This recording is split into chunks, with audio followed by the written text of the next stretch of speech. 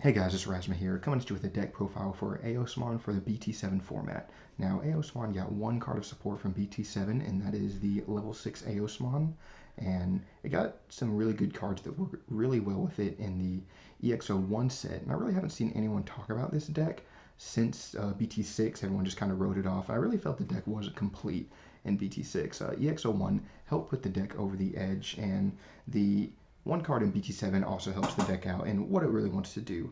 And Eosmon has a great advantage in this format since everyone is always trying to play Tamers and just put as many Tamers out on the field as possible very fast.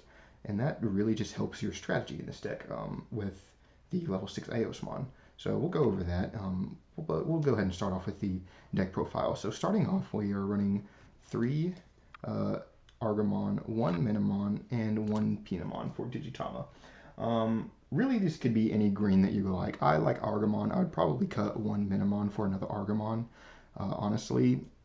But Digitama in this deck are really, they're not meant for much. Honestly, your level 3s that you Digivolve on top of them are just meant to die. So Argamon is probably the best in that respect because if your level 3 does happen to survive, you do gain a memory back on your next turn when it unsuspends. Minimon and Pinamon, if you want to just trade with another 1000 DP rookie, these will gain you some advantage or keep your Digitama, keep your Digimon on the field. So Digitama not really worth a ton in this deck, but do need to run them. So next we are going to be running 4 copies of Morphemon, our first level 3. Now Morphemon in this deck is extremely valuable because on deletion, it will reveal the top 5 cards of your deck and add 1 Manoa Bellucci and 1 card with Eosmon and its name among them to your hand, and you place the remaining on the bottom of the deck in any order. So really, this card is amazing because you always want to keep your hand full in Eosmon. It's very easy to drain out your hand of resources, and Morphemon is going to keep your hand full and stocked and ready to just keep playing cards from your hand, which is what this deck is best at, is swarming with cards from the hand. So what you want to do with this card is just slap it on the Digitama, put it out from raising, swing into security, and start gaining that advantage.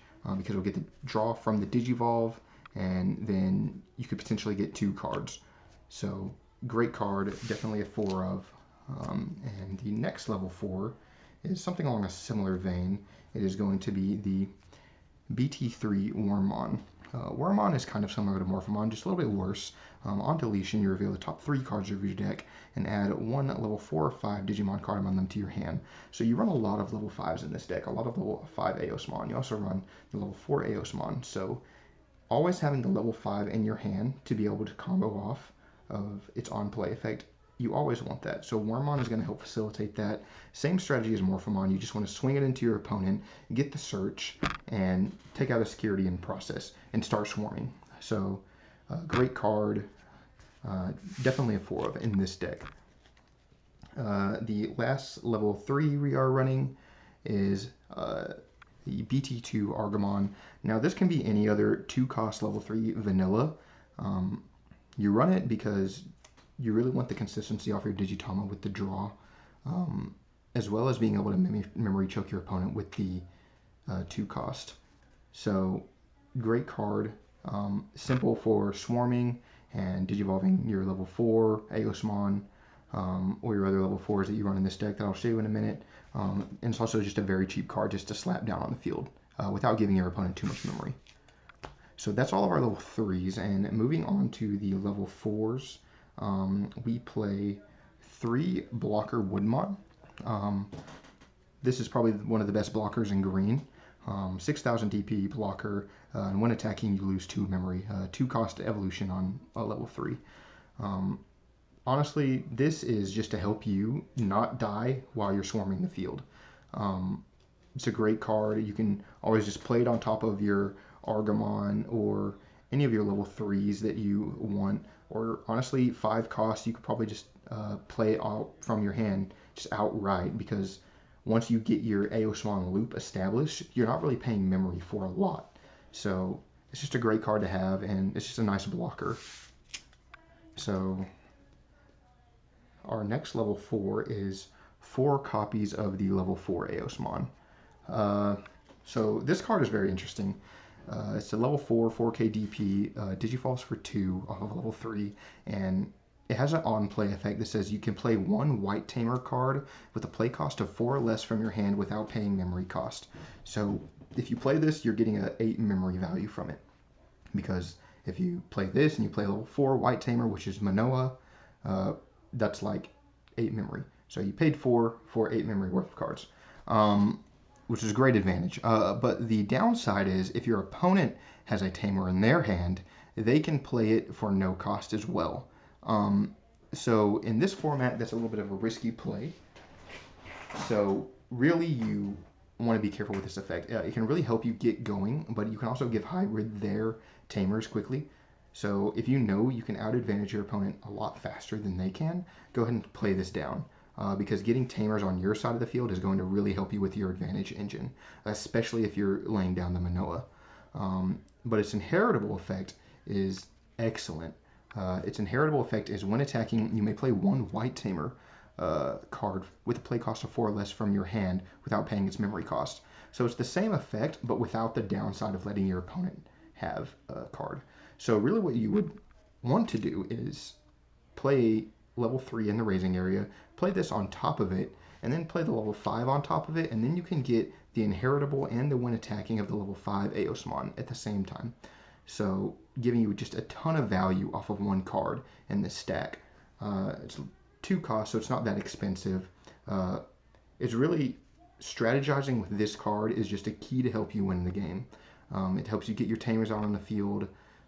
If you put it underneath your large level 6 Eosmon, you can get the inheritable again to just keep giving yourself more Tamers and keep getting yourself that advantage. So definitely want to max out on those. So going to our level 5s, we are playing quite a few of the level 5 Eosmon. There's 11 total in my deck list. I've seen people run more, I've seen people run less, but I have found in testing that 11 just works for me. I always see it. I have never had games where I think I need more of it, and it's just always available to me. Level 5 Eosmon is really the core of your deck. It's your win con, it's your strategy, it's what you're trying to get to. So it's a very unique card. You can include up to 50 copies of this card with this card number in your deck. You're not going to run 50, but still. It has a when attacking, you may play one level 5 or lower Eosmon from your hand without paying memory cost. So really what you want to do is get this on field as quickly as possible and just start swinging into security. Because you're going to be able to play another level 5 to keep refreshing the field, or you can pay the level 4 and get a Tamer from your hand onto the field. So excellent card, and really the focus of your deck. You want to get this out on the field ASAP. The longer you go without this on the field, the more you're losing the game, essentially. This is your win con, is what you're entirely focused around, and its inheritable effect is your turn. This Digimon gains 1000 DP. So kind of relevant. We'll talk about it later when we come to the big ones. So next is the new card introduced in BT7, and that is the new level 6 Eosmon. So this card is pretty good. It's not better than the old level 6, but you do want to run it because it has a lower Digivolution cost. At a Digivolution cost of 3, if you have Manoa on the field and one of your level 5 Eosmons, you can always just get this out on the field. It has a pretty decent effect. All of your Eosmon, except itself, gain 1000 DP, putting your level 5s to 7k, which can swing over most blockers. And really most things that are just champion or below. So 7k is just a very great number to be playing around with in Digimon. And then on deletion, you can play a level 5 or lower Eosmon from your hand without paying memory costs. So it's going to float. It is a very useful card to have just because it's so easy to put on top of a level 5 Eosmon. Just a great card. I just recommend running 2 of it because really this isn't your win condition of the deck. It's just a nice card to have. Next, you're running 4 copies of the other level 6 Eosmon, the main one, I would say. 13k DP, 5 Digivolution cost on top of a green or a white, And when digivolving, for every tamer on the field, you can place a level 5 or lower Eosmon from your trash into this card's Digivolution source. And if you place 2 or more cards under the Digivolution source with this effect, you can delete one of your opponent's Digimon. And then for every 3 Digivolution cards this card has, it gains security attack +1. So in this format, that's amazing. Because your opponent is really always going to have 2. Honestly, in this format, tamers are just very prevalent, especially when you're swinging in security with your level 5s. You're more than likely going to hit at least 1 tamer. So this is always just going to be online. And being able to just wipe out a problem Digimon on the field, just delete anything. There's no restrictions to it as long as you put 2 cards underneath it. Is just great. As well as your own tamers. This deck does play a lot of tamers. This card can get to very ridiculous numbers once you start putting a lot of the level 5 Eosmon underneath it. So really it's not going to die to anything in security checks, unless it's maybe like a Gaia Force or something. And the more tamers on the field, the more you're checking security. So once you start attacking your opponent's security, because honestly, if you start off with the level 3, you swing, and then security check, and then you play level 5, swing a security check, you're already down 2. If you're getting a lot of tamers on the field, you can end the game very quickly with this card, and it is a huge threat that your opponent just has to deal with immediately, or it's just going to wipe out their security very fast. So when this comes out on the field, your opponent just knows they're on a timer and they have to deal with it, which is great because you can keep controlling the board with your other level 5s that you can play as well. So great card. Probably the only downside of it is the 5 Digivolution cost, so we need to play around that with the next card in this to be able to manipulate that in order to be able to just pay less for it. So to combat its 5 cost, we're playing 2 win rate 60%. This is a white option card. If you have a tamer in play, you can ignore the option card color though, but you play a lot of white in this deck, so it doesn't really matter. So it is a 2 cost option, and it says you can trash a Digimon card from your hand and then reduce the Digivolution cost of your next Digivolution by 4. So if you pay 2 for this, trash 1 Digimon, that means you only have to pay 1 Digivolution cost to get into your level 6 Eosmon. So if you have a Manoa on the field, you can get into your level 6 purely by playing win rate 60%. And trashing a card from your hand doesn't really matter. You can trash an Eosmon and it will just go under your level 6. You're using this to get into your level 6 in order to fill up the trash pile and get into your level 6 ASAP. So it's a great card. Security, it just adds it to your hand. But really you want to use this when you start to make that big swing with the Eosmon, because it's going to guarantee you can get it out on the field and start swinging with it immediately. So excellent card. I do recommend only playing 2, because if you're playing any more, it's going to start to get really bricky. You're going to see it in your hand too much, because it does really only combo off with the level 6. You can use it to digivolve the level 4 on top of the level 5. It's not really recommended. So the next card you're playing is another option, Cutting Edge, the Eosmon option card. It's a 6 cost option card, and it says you may play 1 level 5 or lower Eosmon from your hand without paying its memory cost. Then delete one of your opponent's Digimon with DP less than or equal to the Digimon played by this effect. So this is a great card. For 6 costs, it is the same cost you would be playing if you played a level 5 Eosmon from your hand. However, you're getting an Eosmon out on the field and you're deleting something with 6k DP or less if you play level 5. You can also play the level 4 Eosmon as well. But in BT7 format, a lot of the hybrid cards only have 6k DP or lower. So this is going to get insane value by deleting those cards off of your field and giving you a body to start making plays with. So great card, and you're paying what you would pay for anyway if you would just hard play a level 5 Eosmon. Security effect, you activate this card's main effect, so always a great card to have in security as well. If your opponent hits it, especially in the hybrid format, play Eosmon and delete one of their Digimon that they're trying to swing with. Great card, especially in this format with a lot of lower DP Digimon. Once again, only playing 3 because I don't want to be breaking on this card. I would rather have the Eosmon in hand. So now to the tamers. We're only playing one green Izzy and Mimi. This is just a great card to have. You can play it off of the level 4 Eosmon. Well, never mind. You cannot play this off of level 4 Eosmon is what I meant to say, because it is green. But it does give you that extra 2 memory, aside from your memory tamer. So really just a great card to have. Your opponent's always going to be swinging in a grind game with this deck. So getting that 5 memory, especially if you don't have win rate 60% to just Digivolve on top of the level 5 Eosmon to level 6 Eosmon is excellent. So only one of those. 2 Takumi Aiba. This is great for stopping the rookie rush strategies like Lord Nightmon, and just any deck that's just throwing a lot of level 3s at you. Your opponent will have to pay 1 memory for attacking with those level 3s.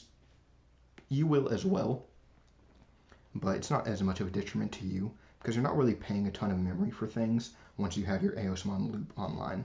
And then during your turn, if you Digivolve a Digimon, you can just suspend this tamer, draw 1 card. So next we are playing 4 Analog Youth. 4 Analog Youth, I think, honestly, is correct. You always want your hand advantage, and sending your Eosmon to the trash, you really don't blink twice at it. This card is great for just getting your Eosmon to your hand at a 2 cost as well. It's not that expensive. It can be like the only thing you play in the turn, and you'll just feel good about it because your Eosmon can just play another Eosmon. And then, honestly, great card. I recommend running 4. It's felt so good at 4. I wouldn't recommend cutting this card. Great card in EX01, especially since the level 4 can play this, and you'll get its on-play effect to search a Digimon. Great card. Next is the 4 Manoa Bellucci's. This is a memory tamer, start of your turn. If you have 2 or less memory, go ahead and set it to 3. And then the great effect is your turn. When you play an Eosmon, you can suspend this tamer to reveal the top 3 cards of your deck, add 1 tamer card, or 1 Digimon with Eosmon and its name among them to your hand, and place the rest to the bottom. So this can search out any of your tamers, including the green tamer, and it can search out any Eosmon. And this is not once per turn. So if you have 2 Manoa, and you play an Eosmon, suspend both of them, and you can do this effect twice, getting you just a ton of advantage. You'll never run out of hand advantage, and you'll never just lose, and you'll never break, essentially, as long as you have Manoa on the field. You always want to see this card, you always want to search this card, and get to it as fast as possible. That's why you're playing 4, and it's a memory tamer. So really, you're always going to be setting to 3, which is just great.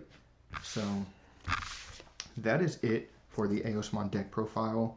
This deck is really fun. I don't think it's the most competitive deck in this format, especially has a tough time with Blue Hybrid considering your Eosmon doesn't have a lot of Digivolution cards on it and your opponent can easily stun it out. So that's a deck to watch out for, is Blue Hybrid. But I do think it has a fairly good matchup that it can hold its own against other decks in the meta. But let me know what you guys think in the comments below. What other decks you would like to try, anything else in your thoughts on the matter. So thank you for watching.